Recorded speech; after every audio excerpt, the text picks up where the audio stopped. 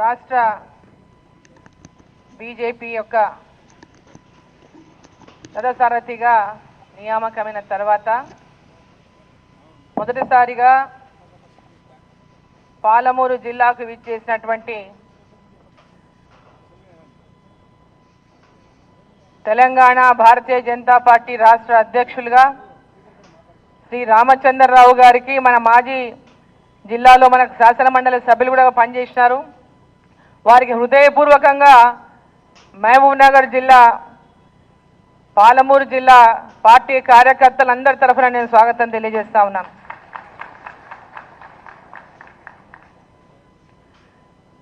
ఈ కార్యక్రమానికి అధ్యక్షత వహిస్తున్నటువంటి జిల్లా అధ్యక్షులు శ్రీనివాసరెడ్డి గారు, వేదిక మీద ఉన్నటువంటి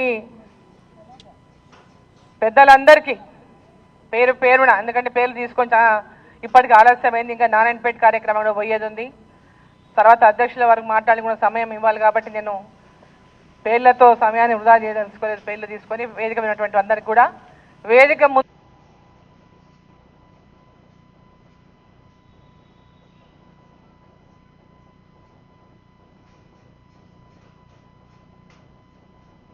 ముందున్నటువంటి కార్యకర్తలందరికీ, అక్కలకు, చెల్లెళ్లకు, అన్నలకు, తమ్ములకు, మీడియా మిత్రులకు అందరికీ కూడా నా యొక్క నమస్కారాలు తెలియజేస్తా ఉన్నా. మరి ఈరోజు కార్యకర్తలతో సమావేశం కావాలని, అధ్యక్షునిగా ఎన్నికైన తర్వాత ప్రతి జిల్లాలో పర్యటించాలి, ప్రతి కార్యకర్తను కూడా కలుసుకోవాలి, పార్టీని బలోపేతం చేయాలి, ప్రతి జిల్లాలో కూడా భారతీయ జనతా పార్టీని బలోపేతం చేయాలని, రాబోయేటటువంటి స్థానిక సంస్థల ఎన్నికల్లో పెద్ద ఎత్తున భారతీయ జనతా పార్టీ కార్యకర్తలు గెలవాలని, రాబోయే కాలంలో మనం అధికారంలోకి రావాలంటే స్థానిక సంస్థల్లో మన కార్యకర్తల గెలుపు, స్థానికంగా మన యొక్క బలాన్ని పెంచుకోవడానికి ఇదొక సువర్ణ అవకాశమని, ఈ అవకాశాన్ని మనం పూర్తిగా సద్వినియోగం చేసుకోవాలని కార్యకర్తలకు అందరికీ కూడా మార్గదర్శనం చేయడానికి ఈరోజు మన రాష్ట్ర అధ్యక్షులు రామచంద్రరావు గారు ఇక్కడికి రావడం జరిగింది. ఈరోజు గ్రామ గ్రామాన ప్రతి గ్రామంలో కూడా ప్రజలందరూ కూడా భారతీయ జనతా పార్టీ వైపు చూస్తూ ఉన్నారు. నరేంద్ర మోదీ గారి నాయకత్వంలో తెలంగాణలో కూడా భారతీయ జనతా పార్టీ అధికారంలోకి రావాలనేటటువంటి ఆలోచన ఇలా ప్రజల లోపల ఉంది. ఈ ఆలోచనను మనమంతా కూడా నిజం చేయాల్సిన బాధ్యత మన కార్యకర్తలందరిపైన ఉంది. ప్రజల్లోకి వెళ్ళాలి, ప్రజల మధ్యలో ఉండాలి. కేంద్ర ప్రభుత్వం, నరేంద్ర మోదీ గారి ప్రభుత్వం చేసినటువంటి అన్ని పథకాల విషయంలో ఇప్పటికే అనేక సార్లు మనం ప్రజల్లోకి వెళ్ళినాం.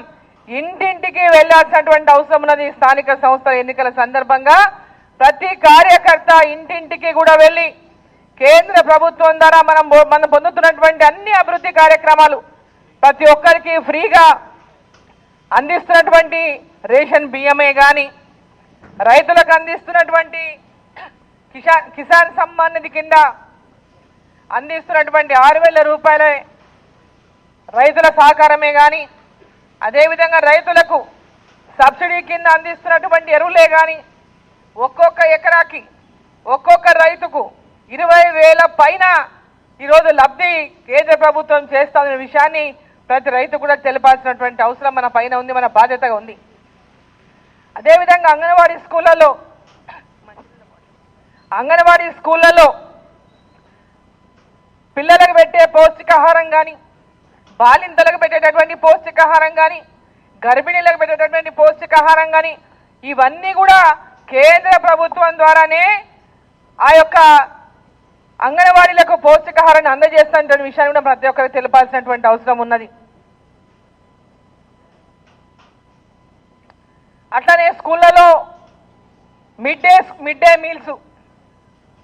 మీల్స్ అంతా కూడా స్కూళ్ళలో ఏదైతే అందిస్తున్నారో మధ్యాహ్న భోజనం పిల్లలకు, అది కూడా కేంద్ర ప్రభుత్వ నిధులతోనే అందిస్తామనే విషయం తెలిపాల్సినటువంటి అవసరం ఉంది. ఇవన్నీ కూడా గ్రామ స్థాయిలో రోజు కూడా ప్రజలు పొందుతున్నటువంటి లబ్ధి. ఈ చిన్న చిన్న విషయాలు అనిపించవచ్చు మనకు, కానీ పెద్ద ఎత్తున హాస్టళ్లలో భోజనం కానీ, మధ్యాహ్నం స్కూల్లో పిల్లల భోజనం కానీ, వాళ్ళకు యూనిఫామ్లు కానీ, వాళ్ళకు బుక్కులు కానీ, ప్రతి ఒక్కటి కూడా ఇలా కేంద్ర ప్రభుత్వం ద్వారా అందుతున్నటువంటి సహాయాన్ని మన కార్యకర్తలు ఇంటింటికి తీసుకెళ్లాల్సినటువంటి అవసరం ఉన్నది. అదేవిధంగా గిట్టుబాటు ధరతో రైతుల ధాన్యాన్ని కొనుగోలు చేస్తూ ఉన్నారు. ఒకప్పుడు 2014 కంటే ముందు 1300 ఉన్నటువంటి బియ్యం ఇలా దాదాపు 2400కి ఇలా రైతులు అమ్ముకుంటా ఉన్నారు, ఎంఎస్పీతో కొంటున్నారు. అంటే రైతులకు పెద్ద ఎత్తున పైగా సబ్సిడీ ఇస్తూ ఎరువుల దగ్గర వాళ్ళకు ఆదాయం ఖర్చు తగ్గిస్తూ వాళ్ళు పండించినటువంటి పంటకు మద్దతు ధర ఇచ్చి ఈరోజు రైతులను పెద్ద ఎత్తున కేంద్ర ప్రభుత్వం రైతుకు మద్దతు నిలిచిన విషయం మనం తెలిపాల్సినటువంటి అవసరం ఉంది. గ్రామాన రైతులకి కేంద్ర ప్రభుత్వంలో ఉన్నటువంటి అనేక పథకాల విషయంలో మీకు అందరికీ కూడా ఇంతవరకే కొన్ని బుక్కులు ఇచ్చినారు, లీఫ్లెట్ ఇచ్చినారు, ప్యాంప్లెట్ ఇచ్చినారు. కార్యకర్తలందరూ మరోసారి వాటిని అంతా తీసుకొని గ్రామాల్లో ఇంటింటికి తెలపాల్సినటువంటి అవసరం ఉన్నది. అదేవిధంగా ఈ యొక్క రాష్ట్ర ప్రభుత్వం ప్రస్తుతం ఉన్నటువంటి కాంగ్రెస్ ప్రభుత్వం తెలంగాణలో ప్రజలకు మాట ఇచ్చి ఎన్ని హామీలు అంటే 6 హామీలని మాట చెప్పి 420 హామీలు ఇచ్చి ప్రజలను మోసం చేసింది. 420 హామీలు ఇచ్చి తెలంగాణ ప్రజల్ని మోసం చేసి అధికారంలోకి వచ్చింది కాంగ్రెస్ ప్రభుత్వం. ఈరోజు 2 లక్షల రుణమాఫీ అని కొంతమందికే చేసిండ్రు. రైతు బంధు 15,000 ఇస్తాం సంవత్సరానికి అని చెప్పి 12,000 చేసి అది కొద్ది మందికే ఇచ్చిండ్రు. రైతు కూలీలకు సంవత్సరానికి 15,000 అన్నారు, ఇప్పటిదాకా 12,000 అని ఆ మాట కూడా ఎవరికి ఇవ్వలేదు. కౌలు రైతులకు 15,000 ఇస్తామన్నారు ఎకరాకి, ఎక్కడ కూడా కౌలు రైతులకు ఇప్పటిదాకా ఇవ్వలేదు. ఇట్లాంటి అనేక పథకాల విషయంలో స్కూల్లో అంటే పాఠశాలలో చదువుకుని కాలేజీ లెవెల్కి వచ్చి ఆడపిల్లలు ఎవరైతే డిగ్రీ చేస్తున్నటువంటి విద్యార్థులకి ఎలక్ట్రిక్ స్కూటర్లు ఇస్తామనేటువంటి మాట చెప్పిండ్రు, ఆ మాట తప్పిండ్రు. అమ్మాయిలు పెళ్లి చేసుకుంటుంటే ఆడపిల్లల పెళ్లి అవుతుంటే కళ్యాణ లక్ష్మి అని 1,00,000 రూపాయలు తులం బంగారం అన్నారు, అది మాట తప్పిండ్రు. ఇట్లా ప్రతి ఒక్క పథకంలో 2,000 రూపాయల పెన్షన్ 4,000 చేస్తామన్నారు, మాట తప్పిండ్రు. ప్రతి ఇంటికి 2,500 రూపాయలు మహిళలకు ఇస్తామన్నారు, మాట తప్పిండ్రు. ఇట్లా ప్రతి ఒక్క తప్పిన మాటలన్నిటి మీద కూడా ప్రజల్లోకి తీసుకెళ్లాల్సినటువంటి బాధ్యత ప్రతిపక్షంగా మన బాధ్యత మన పైన కార్యకర్తల పైన ఉందని చెప్పి ఈ సందర్భంగా నేను తెలియజేస్తా ఉన్నా. ప్రతి కార్యకర్త కూడా ఇవాళ గ్రామాల్లో ప్రజలు ఎక్కడైతే ఇందిరమ్మ ఇండ్లు అని మన వాళ్ళు ఇందిరమ్మ ఇండ్ల గురించి ఇవాళ పెద్ద ఎత్తున ప్రచారం చేసుకొని కేవలం వాళ్ళ కార్యకర్తలకు ఆ ఇండ్లు ఇస్తున్నారు.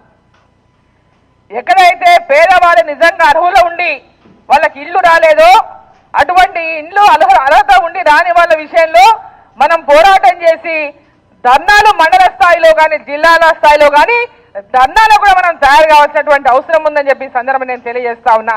పేదవాళ్ళకి ఎవరెవరికి ఇల్లు రాలేదో వాళ్ళ కోసం మన పార్టీ కార్యకర్తలు మండల స్థాయిలో ధర్నాల కార్యక్రమాలు చేపట్టాలని చెప్పి సందర్భం నేను తెలియజేస్తా ఉన్నా. ఎక్కడికి వెళ్ళినా అమ్మ కాంగ్రెస్ వాళ్ళకి రాసుకుంటున్నారు పేర్లు, వాళ్ళ కమిటీ అంట వాళ్ళ పేర్లే రాసుకుంటుందని చెప్తున్నారు. మన కార్యకర్తలు కూడా మనం చెప్పినాం, ఎక్కడైతే ఏ గ్రామంలో అయితే నిరుపేదలు మిగిలిపోయిందో వాళ్ళ సర్వే పూర్తయ్యి అటువంటి లేని వాళ్ళకి ఎవరికైతే ఇంతవరకు ఇండ్లు ఇవ్వక ఉన్నారో అటువంటి లిస్టులన్నీ కూడా మీరు ఫైనల్ చేసి ఇవ్వడం విషయాన్ని తెలపడం జరిగింది. మనం పోరాడడం వాళ్ళ కోసం సాధ్యమైనంత వరకు వారికి ఇండ్లు ఇప్పించడానికి ప్రయత్నం చేద్దాం అనే విషయాన్ని కూడా ప్రతి కార్యకర్తకు ప్రతి మండలాధ్యక్షుడు కూడా చెప్పడం జరిగింది. ఆ విషయాల్లో మనమంతా కూడా ఈ ప్రభుత్వం ఎక్కడైతే ప్రజలకు ఇచ్చిన హామీలు నెరవేర్చకుండా ఉన్నదో వాటిపైన పోరాటాలు చేయాల్సినటువంటి బాధ్యత అవసరము ఈరోజు స్థానిక సంస్థల ఎన్నికల ముందు మన అందరిపైన ఉందని చెప్పి సందర్భాన్ని నేను తెలియజేస్తా ఉన్నా. ఆ దిశగా మన కార్యకర్తలందరూ సిద్ధంగా ఉండి ప్రతి మండల కేంద్రంలో కూడా ప్రభుత్వ వ్యతిరేక విధానాలపైన వాళ్ళు అమలు చేయనటువంటి హామీలపైన పోరాటాలు చేయాలని చెప్పి ఈ సందర్భాన్ని నేను కోరుతా ఉన్నాను. ఆ దిశ మనం ముందు కదలాలని చెప్పి ఈ సందర్భాన్ని నేను కోరుతా ఉన్నాను.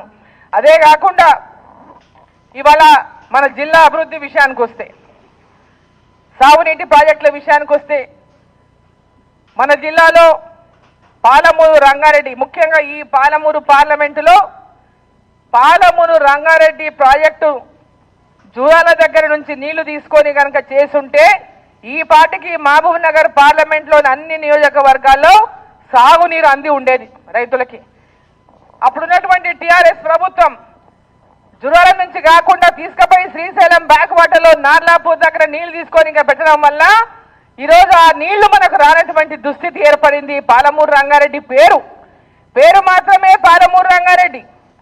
ఆడ పాలమూరు లేదు, రంగారెడ్డి లేవు, రెండు లేవాడ. ఆడ నాగర్ కర్నూలు నల్గొండకు పోతాయి నీళ్లు, పాలమూరుకు వచ్చేటటువంటి పరిస్థితి లేదు. ఈరోజు ఈ రాష్ట్ర ప్రభుత్వం మీద మనం అంతా కూడా ఒత్తిడి చేయాల్సినటువంటి అవసరం ఉన్నది. పాలమూరు రంగారెడ్డి పాత డిజైన్ ఏదైతే 7 నియోజకవర్గాలకు నీళ్లు ఇవ్వాలని ప్రతిపాదన ఉండెనో దానికి రాష్ట్ర ప్రభుత్వం ఖచ్చితంగా చేపట్టాలనేటటువంటి విధంగా మనమందరం కూడా ఈ రాష్ట్ర ప్రభుత్వం మీద ఒత్తిడి తేవాలని చెప్పి నేను కోరుతా ఉన్నా.